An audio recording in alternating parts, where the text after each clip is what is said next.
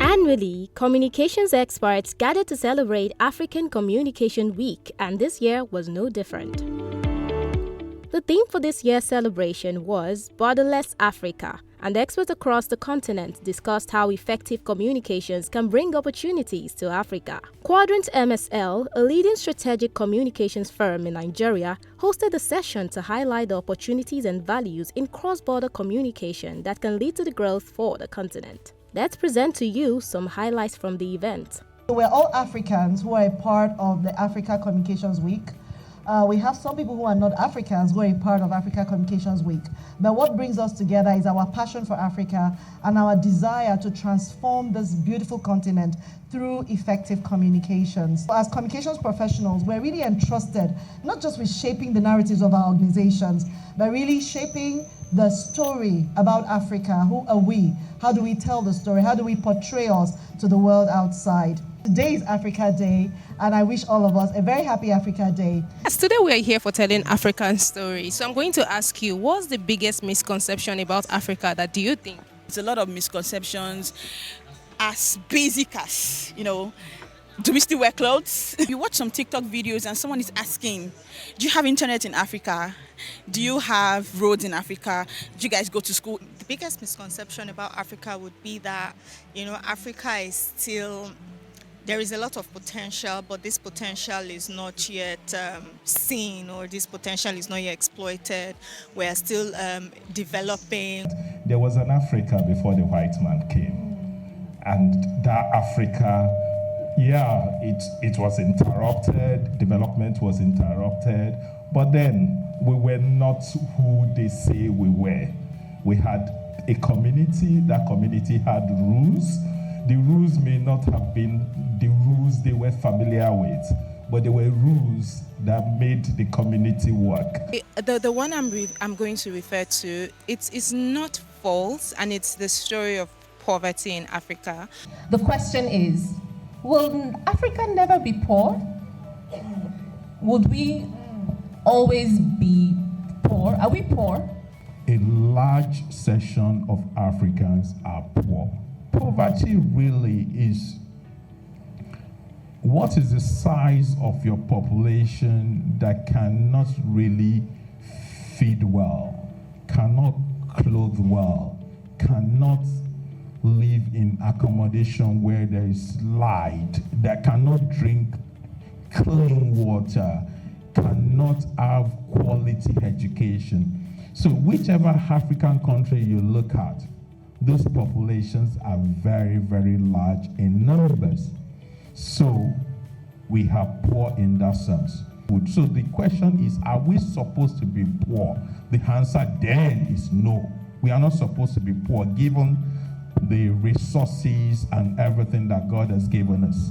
It's not that there's no poverty in Africa, but it has become like the single story about Africa. So the story about poverty in Africa is amplified so big that it makes it difficult to see other amazing things that are going on in Africa, like talent, like energy. I don't know that there's one thing that is the biggest misconception. I think that there are a couple of things that we don't narrate properly about ourselves. We hear a lot more things about things that are not working, things that are not, the president has done something, Yes.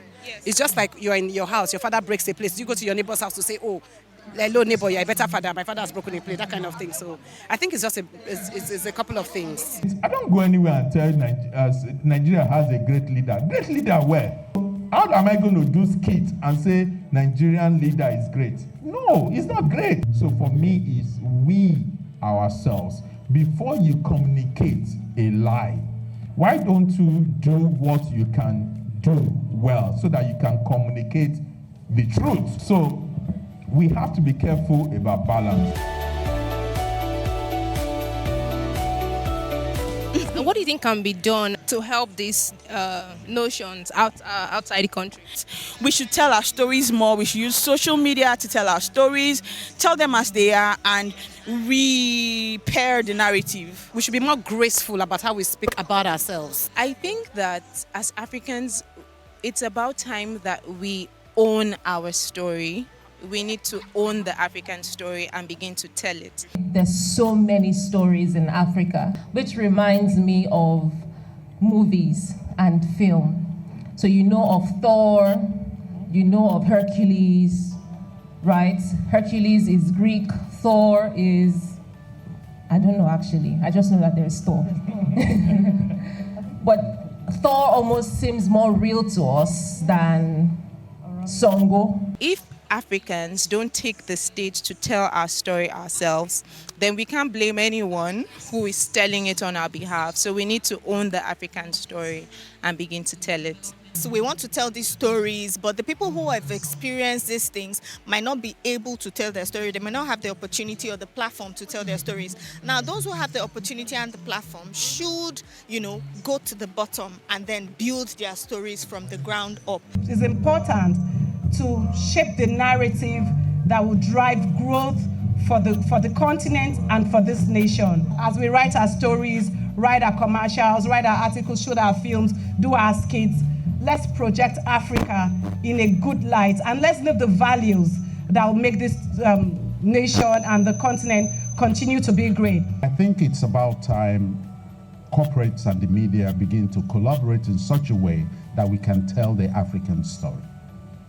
There should be a deliberate effort to have documentaries, mini-series, in such a way you tell what I call amazing African story.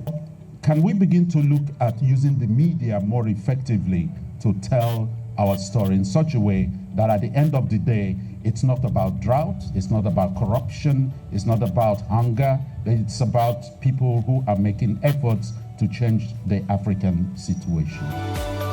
If we're passionate about Africa's socio-economic development, then we need to take charge of telling our own stories, not just for ourselves, but also for generations to come. As the panelists highlighted in their remarks, African nations need to collaborate to be able to reshape the true African narrative.